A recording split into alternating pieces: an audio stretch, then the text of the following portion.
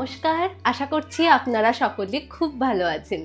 একটা নতুন ভিডিওতে আপনাদের সকলকে স্বাগত।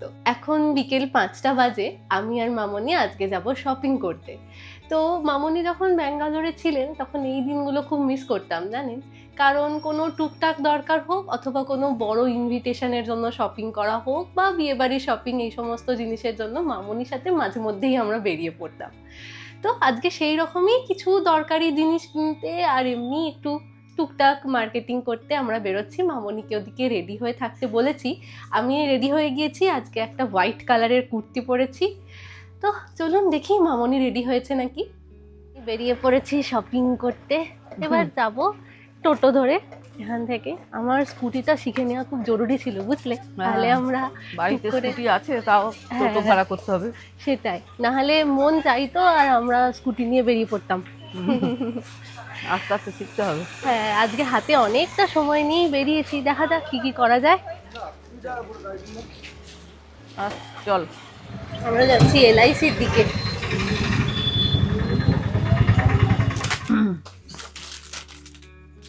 সিলভার দা, বাহ, এটা ছোটর উপর সুন্দর লাগছে। এটা খুলুন দাদা, না খুললে ডিজাইন বোঝা যাবে না। আবার শাড়ির কালার, তাহলে ওটাও দেখতে পারিস, ওটাও খোল। বাহ এটা সুন্দর, দেখো দেখি।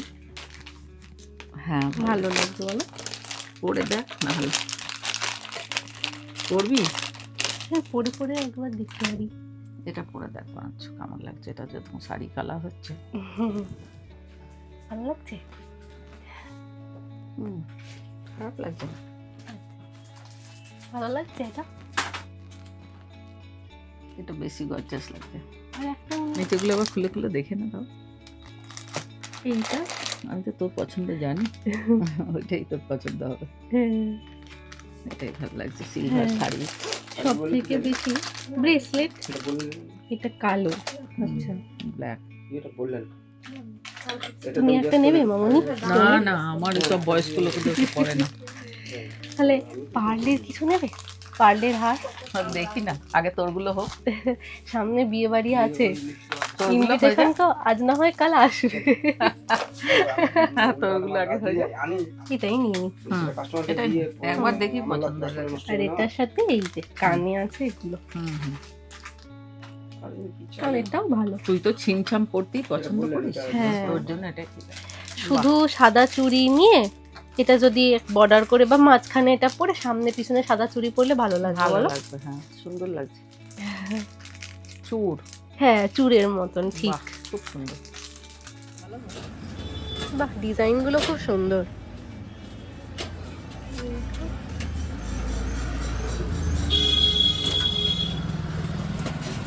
গ্লেজ আছে। সামনেই একটা অন্নপ্রাশনের ইনভিটেশন আছে, তো তার জন্যেই কাঁসার থালা কিনতে এসে এখানে দেখি এত সুন্দর সুন্দর আইসক্রিমের বাটি বিক্রি হচ্ছে। এত পছন্দ হলো, দেখা মাত্রই 4টে আমরা নিয়েও নিলাম। কিছু কেনাকাটি হয়ে গিয়েছে, গয়নাগাটি। এবার আমরা যাব আমাদের পছন্দের জিনিস দেখতে, সেটা হচ্ছে গাছ। এই উল্টো দিকেই সামনে কিছু কিছু দোকান আছে, এদিক দিয়ে নামবো তো, সেখানে কয়েকটা গাছ দেখবো। পাপড়ি চাট খাও, আগে ফুচকা, হ্যাঁ এরপর পাপড়ি চাট। বাইরে বেরিয়ে কিছু না খেলে হয় বলো? এর কাছে বড়দি ছোটদিরা এই কাকুর কাছে সব খেত, পড়তে আচ্ছা। যেত আসার সময়। হ্যাঁ, হ্যালো, রাজার জন্য তাহলে একটু নিয়ে যাবো। নে খা। হ্যাঁ, এখানে পর পর সব বাজার আছে, তারপরে ফুলের দোকান। এর কাছে নেবো, দেখ বাহ, এক দোকান ফুল ফুটে রয়েছে। কি সুন্দর লাগছে।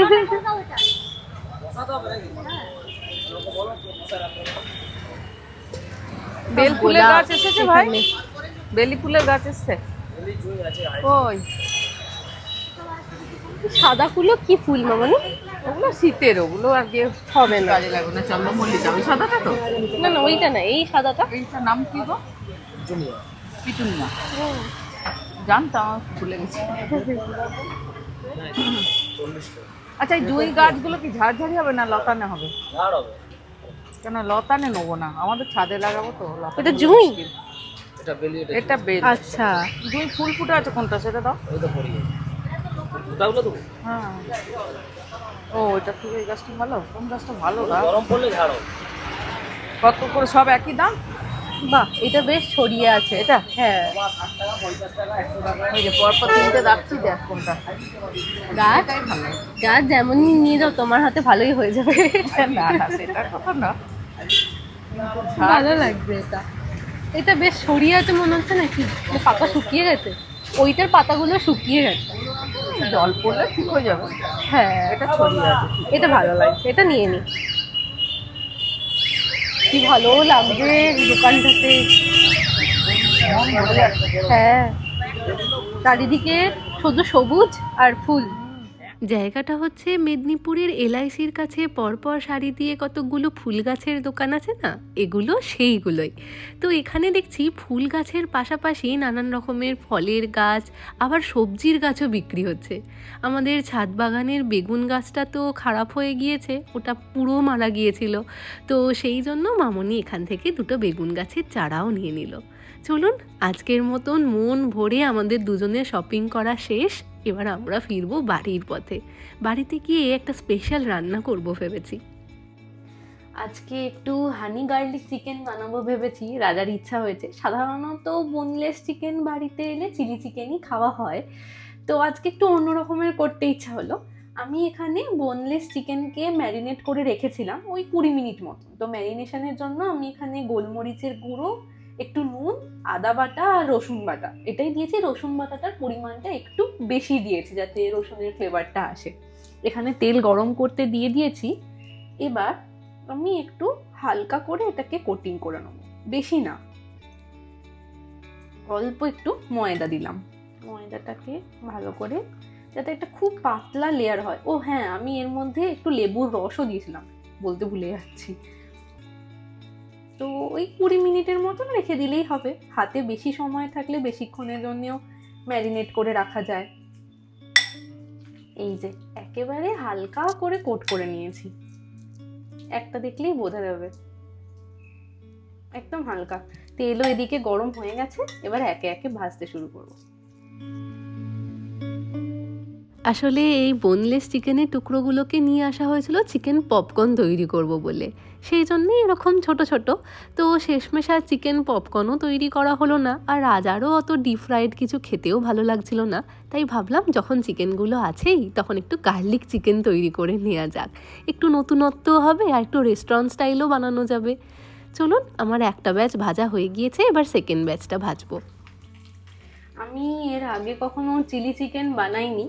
বাড়িতে যখনই চিলি চিকেন হয় মামনি বানায়, আর না হলে রাজা বানায়। সে চিলি চিকেনই হোক, চিলি পনিরই হোক, যাও হোক। আমার সেকেন্ড ব্যাচটাও হয়ে গিয়েছে ভাজা। এবার আমি এইটাকে তুলে নেওয়ার পর তেলটাকে কমিয়ে রাখবো, এতটা তেলে করবো না।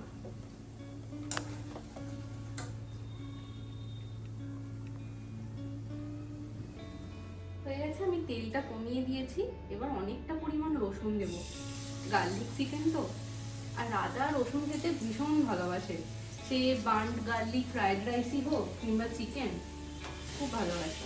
তো যখন ভালোবাসে তখন ভাবলাম বাড়িতেই একবার ট্রাই করা যাক। এটা একটু কালার আসবে, মানে ব্রাউন ব্রাউন হবে। ধীরে ধীরে একটু রসুন ভাজার গন্ধও ছেড়েছে, আর রসুনগুলো একে অপরের সাথে আটকে যাচ্ছে, মানে হয়ে আসছে ভাজাটা। আমি কিন্তু আর আদা দেবো না, ওই ম্যারিনেশনের সময় যা আদা দিয়েছিলাম সেটাই। ব্যাস, এটা ভাজা হয়ে এসেছে। আমি এর মধ্যে টমেটো কেচাপ, একটু সয়া সস। আজকে এই গার্লিক চিকেনটার মধ্যে আমি ভাবছি জলের ব্যবহার করব না, কারণ একটু শুকনো শুকনো বা রেস্টুরেন্টে যেমন স্টার্টার একটু মাখো মাখো খেতে হয় ওই রকম তৈরি করব। ব্যাস, এবার সবার শেষে দিয়ে দিলাম প্রধান উপকরণ হানি। অল্প কাশ্মীরি লঙ্কার গুঁড়ো, একটু ঝাল ঝাল হলেও ভালো লাগবে। কাশ্মীরি লঙ্কার গুঁড়োতে ঝাল তো হয় না, কালারটা আসবে ভালো। এই যে আমার সসটা প্রায় রেডি হয়েই গিয়েছে, এবার চিকেনগুলোকে দিয়ে মাখিয়ে নিই। সুন্দর একটা হানির গন্ধ বেরোচ্ছে।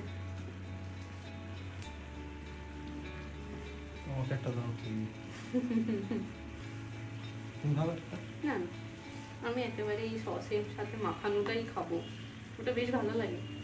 আমার কাছে যদি একটু স্প্রিং অনিয়ন থাকতো আমি এর ওপরে ছড়িয়ে দিতাম, আরও ভালো হতো, কিন্তু তিল আছে, তিলই দেবো, সাদা তিল।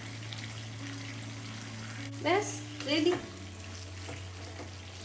একবার দেখো, এই যে হানি গার্লিক চিকেন, বাহ, রেস্টুরেন্টের মতো দেখতে হতো।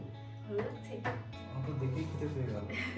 তারপর পরোটাটা বানিয়ে নিই, তারপরে গরম গরম। এবার বানাবো লাচ্ছা পরোটা।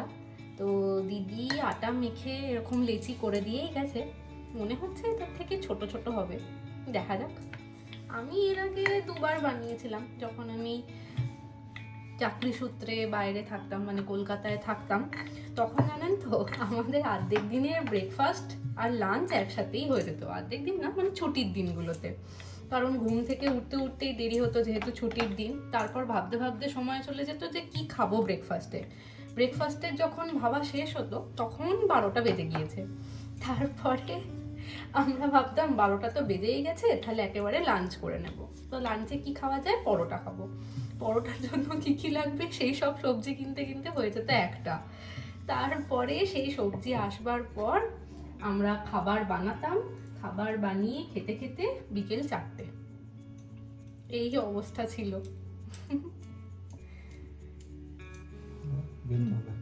আগে রুটির মতন বেলে নাও। বাহ, হাতে করে অর্ধেক বেলে ফেলেছে। হাতে একটু বেশি গোল হচ্ছে, এটা হলে তো আর গোল হবে না। হ্যাঁ হ্যাঁ, তুমি পারবে। এই যে দিকগুলো ফুলে যাচ্ছে, এদিকে হালকা প্রেসার দিয়ে ওদিকে বেশি প্রেসার দাও, দেখবে গোল হবে ধীরে ধীরে।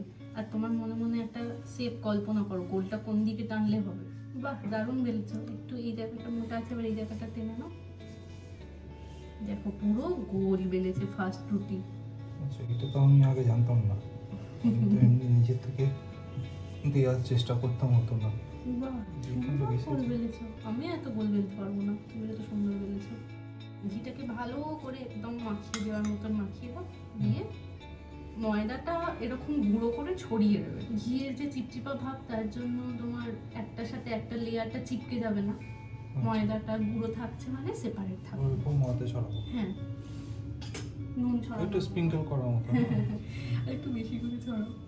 সেটাতে তো ঘিয়ের মধ্যে হ্যাঁ, অদৃশ্য হয়ে যাচ্ছে। তুমি বেশি ঘি দিয়ে দিয়েছো, ওই জন্য ঘিয়ের মধ্যে ডুবে যাচ্ছে ঘি বেশি ময়দা। হয়ে গেছে। একটু বেশি ঘি দিয়েছো। ও ঠিক আছে, হ্যাঁ, কুচি, শাড়ির কুচির মতন। সরি, কুচি। অনেক পাতলা হয়ে গেছে।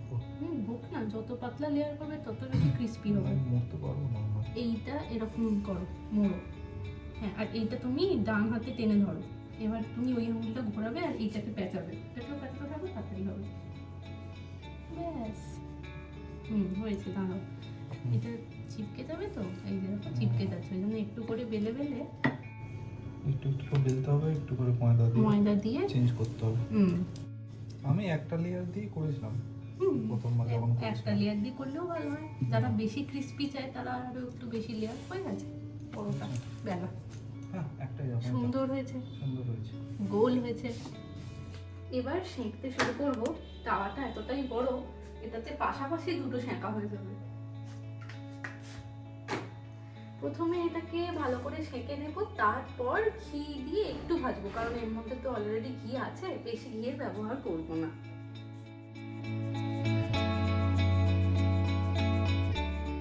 চলুন, আমাদের আজকের ডিনারে লাচ্ছা পরোটা আর গার্লিক চিকেন একেবারে তৈরি। আজকের ভিডিওটা তাহলে এখানেই শেষ করছি। আজ তাহলে আসি, আবার আসবো নতুন একটা ভিডিও নিয়ে। ততক্ষণ সকলে সুস্থ থাকবেন, সচেতন থাকবেন আর সকলের খেয়াল রাখবেন। ভালো লাগলে ভিডিওটাকে লাইক করে চ্যানেলটাকে সাবস্ক্রাইব করতে পারেন।